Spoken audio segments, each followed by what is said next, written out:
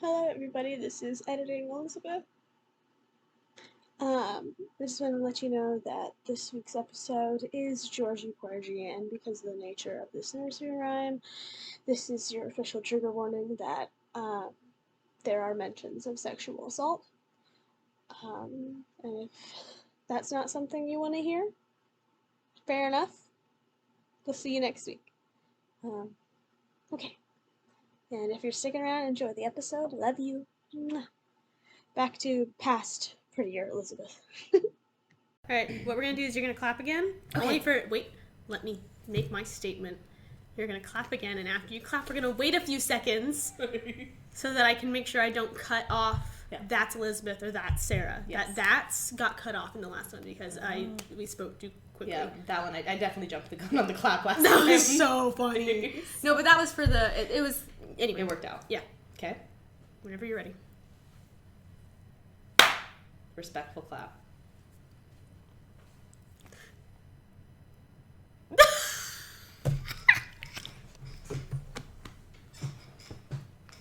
That's Elizabeth. That's Sarah. And this is Mother Goose Lied. Yes, we got it. Okay. Today's episode is brought to you by Chaos. Always. The goose.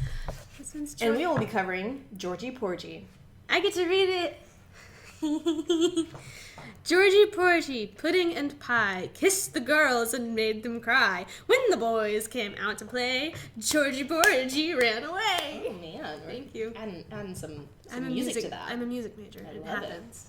So what's fun is if you go to the Wikipedia article, it says Georgie Porgy, pudding and pie, kissed the girls and made them cry. When the girls came out to play, Georgie Porgy ran away. That doesn't add up. So there is some significant differences. Also, when I glanced at some of the history, one of them mentioned bisexuality. So today's episode is brought to you by the LGBTQ community. Well, Welcome.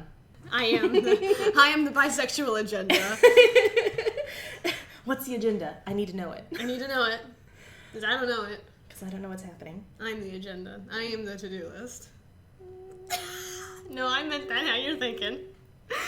That was a double entendre and it was intentional. Alright. This is Daddy. I'm Mommy. This is not safe. Never. This is not safe. Never. I have children. And they're not here. Well, one of them is, but They're not here. well, not dead.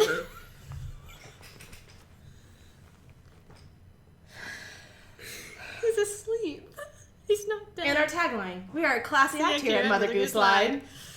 Get that as a sticker on Redbubble. For our listeners who didn't see that, she made the throat cut motion with that sound, as if my child was non-existent. Dead. It's the word you're looking for. Unalived. Unalived. TikTok's the only one that takes down the word dead. It's so weird.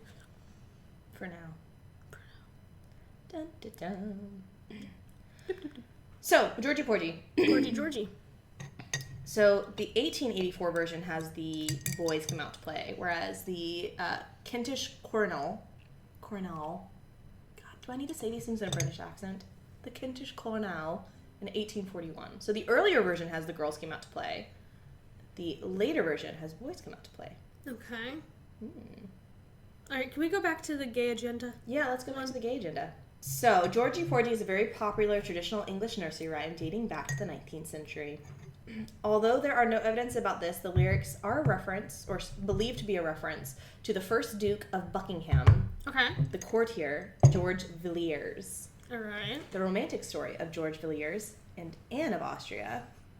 Okay, where's the by agenda? And Anne of Austria, Queen of France and the wife of King Louis the, I can do math, 13th. Also mentioned in The Three Musketeers, was almost overlooked as a result of his friendship with King James I.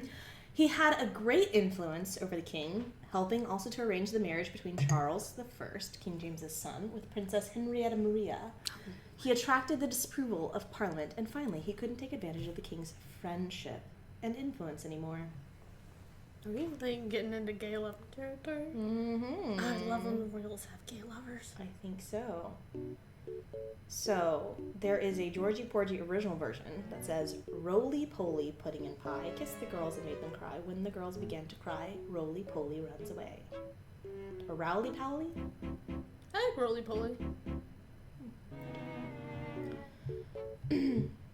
Oh man, what a throwback.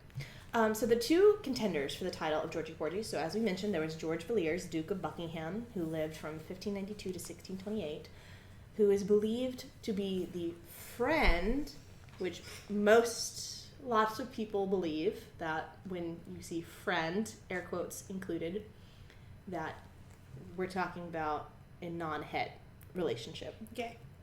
And so he is believed to be the bisexual lover of James I. This is according to English history authors, Blogspot.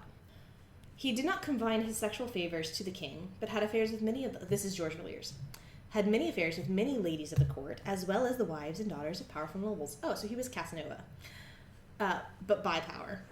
It's also believed that he used his privileged position with the king to force his attentions on unwilling ladies. Oh. At first I was like, more power Which to him. Makes sense in the Georgie Porgy context. He kissed the girls and made them cry. Oh, now I'm uncomfy. Oh, I'm sorry, bisexual people. That's a bummer because they already have people sometimes give them a horn dog. If you like both genders, then you must be a horn dog. It's like, that's not how this works. Wrong. Except for me. Like, for me, it's not wrong. Okay. Because, like, there's, it's just, it's an individual thing. It's a whole spectrum thing. So there's probably lots of bisexual people who are, like, monogamous and, like, they don't like the horn dog moniker. Yeah. Oh, he managed to avoid prosecution or retaliation when the boys came out to play. Georgie Porgy ran away. Villiers' notorious affair with Anne of Austria, Queen of France, which we saw from Wikipedia, injured both their reputations and was written in Alexander Dumas's novel, The Three Musketeers. Ooh, spicy. Oh, wait, Three Musketeers? Yeah, which was mentioned in the Wikipedia thing. I know, but I didn't put two and two together. Yeah, I didn't connect it either. So there's we some need to context. cover Three I believe in you. Barbie and the Three Musketeers. We need to cover the original. Obviously, that's the most important version. It's the one we need to watch that. I have it on DVD twice. No lie, I'm obsessed with Alexander Dumas novels. They're so good. Okay. Count of Monte Cristo is my literal favorite book. I wrote 4 different reports through high school and college on it. It was the same report, I just changed it a little bit. Don't say that, you're gonna... If my English teachers are listening, I'm sorry, I was never a good student. How are they alive? You're not that old. Thanks, Elizabeth. I appreciate you so much. I'm so sorry. My brain just... Just go and dig my grave. What's the point of living anymore? I'm obviously past death. No. I'm coming to the realization that I'm probably gonna have to live through your death. Well, you do. Like that. I will give you this though. You probably will because most of my family is not long lived. Sarah Graves. I mean, I do. The name Graves, it's accurate. I married into it, but now I'm scared. I'm trying to be healthy. Okay. How are you doing? Doing great. Good. Yeah. Okay. I'm working out. I'm doing calisthenics now. Nice. Yeah. My plan is to be able to do like a ton of like handstands and rock climbing and bench me. Yeah, I'm working on benching you. I had a setback. I think we talked about this in one of the episodes where I coughed. I'm 30, so I coughed and strained my muscles. Do you know what's wild to me? Sure, tell me. Machine Gun Kelly is older than you. And that doesn't make sense in my brain. Like, it does, but it doesn't. How old is he? He turns 31 in April. He's only a few months older. Oh, he's only a few months older than me, sweetheart. I mean, I know. But it's still, like, older than you. Uh-huh. And but he appeals to the Gen Z. He's a Gen Z artist. He very much so gives off, like, 20s vibes. Yeah. It would be fascinating to meet Machine Gun Kelly, like, at my age, and be like, I'm a total millennial. I like millennial jokes, I know millennial YouTube. Like, yeah. I'm millennial lifestyle here, 90s baby. So, like, meeting Machine Gun Kelly, who appeals to the Gen Z, and being like, do we have stuff in common? Most likely. I mean, yeah, I'm sure. I've also lived in a very traditional fundamentalist Bible Belt. He did not. And I doubt he did. He did not. I do not get that vibe from him. So we might also just have, like, a socioeconomic different background. Yeah, he didn't grow up. Machine Gun Kelly, you're welcome to come on this podcast and talk about millennial stuff with me. Or tell me about the Gen Z world, because I don't understand her. Just give me a hug. Oh, that's sweet. I really want a hug from Machine Gun Kelly. I just want one hug. Good luck and congrats on your wedding. Or engagement, yes. Engagement. To Megan Fox. Yeah. Honkin' Fox. Honkin' Fox. The bisexual agenda. Wait, can we just pause again? I mean, it's probably still relevant. Back to MGK. Okay, this is important. It is. He's 6'4". Okay. I'm 4'11". Can we just talk about... You wanting to be benched by Machine Gun Kelly? I mean, that would be fun. I think he could do it, like, bench me. But it I'm would sure. be more impressive if I did it, you It guys. would, but no, women can do anything. You can do anything. Yeah, but not I'm gonna be... 5'6". True. Anyway, he's And if I was benching you, it's a lot different than if a 6'4" dude is benching True. you. Anyway, 6'4" dude. Imagine I'm your mother. Mommy. He's 6'4" and I'm 4'11". Yeah, you thought. I believe in you. I support you. I hope I'm glad he's rich because he's gonna have to pay for my chiropractor bills for a 5-minute conversation with that. Nope, that's not what I meant. Unless. Talk to Megan, we can work it out. I mean, this is the best, so far this is the best episode to have this conversation invitation on, I guess. No. This is the bisexual agenda. No, but like... This is your bisexual agenda. I mean, like, for my neck, because it's not getting any This is not helping at all. No, because I'm gonna have to, like, look up at him the entire time I'm talking to him. Oh, dear Jesus. Alright, so, where we stopped last time was the novel Three Musketeers. Surprise. Okay. We mentioned that, didn't catch it, neither you nor I. I love Alexander Dumas novels.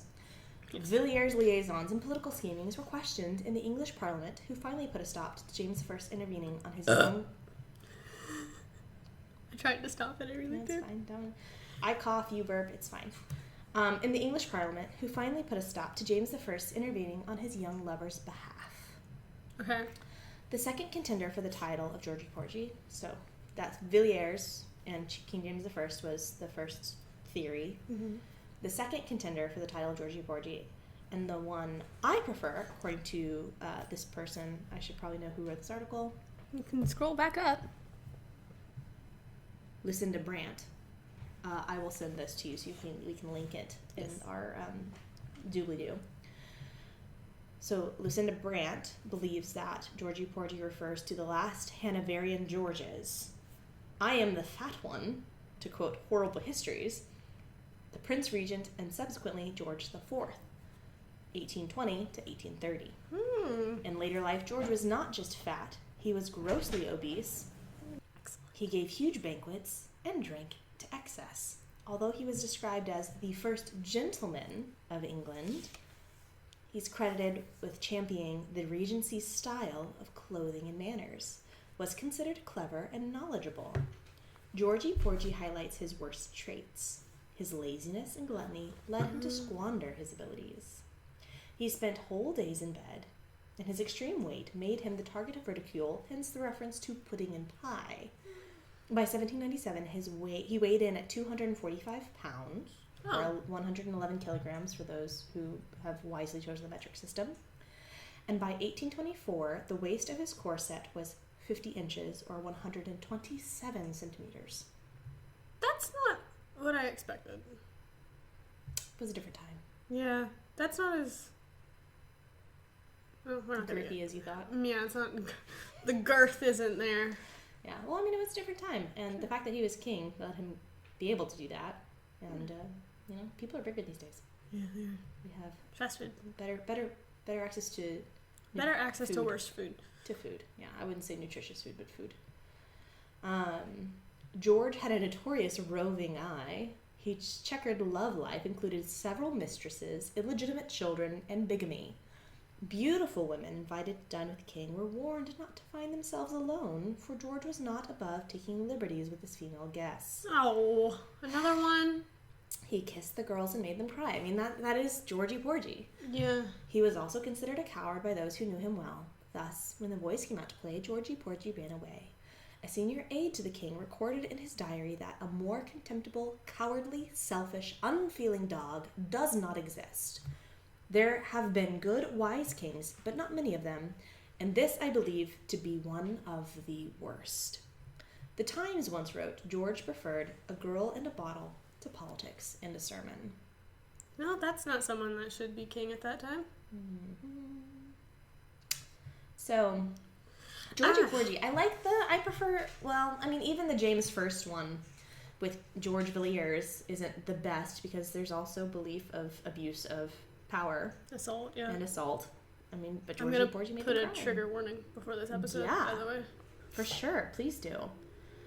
Yeah. This is another not fun one. I want fun ones. Yeah, you'll have to do some research over the week. Yeah. I mean, I'd rather this be like a So let's twist this one. Sometimes we're just going to talk about the history and how fun it is and stuff and the craziness. And Sometimes I think we should just twist the change it. story. Let's and rewrite so it. We're going to twist this one because there's a better way to look at this. Because I genuinely thought Kiss the Girls and Made Them Cry was a heartbreak thing, not a, Exactly. worse. Yeah. So I would think rather we have can- my heart broken. Let's start there. Yeah. Let's just do that. We're like, swing back to our earlier conversation pre-clap about a dude who was a Chad and was, Ended up being gay. ended up being gay. Okay. Bi or gay. I mean, gay. it could be either. Either or. Yeah. But And he ended up in a committed long-term relationship with a guy after having been with a ton of flings with Of women. ton of women, and then realizing he had a gay lover that he was going to commit to. Yeah, that's what I want. That's what I to want. Be. Yeah. That's a better story. Yeah, I think it's happier Yeah. discovering yourself. But Well, we did Georgie Porgy we did Georgie Porgy. in sections. We did not do Georgie Porgy. I don't want to do Georgie Porgy. We've covered. No one went there. No one went there. No, I'm definitely not the only one. If I went there, I'm not the only one who went there, and you know it. Well, if I didn't go there, let's start You just there. didn't catch it. Me not catch a sexy time reference. Yeah, you didn't. All right, Comment. Like, comment, subscribe to Mother Goose Lied. Oh. Oh, I didn't. Okay, so we have a new like ending now. I think that's Like a chaos comments. ending. Yeah. Well, that was Sarah, And that was Elizabeth. and that was Mother Goose Lied. You have been goosed. Bye. Cool. I like it. You've been goosed. You gotta say goodbye. Oh, bye.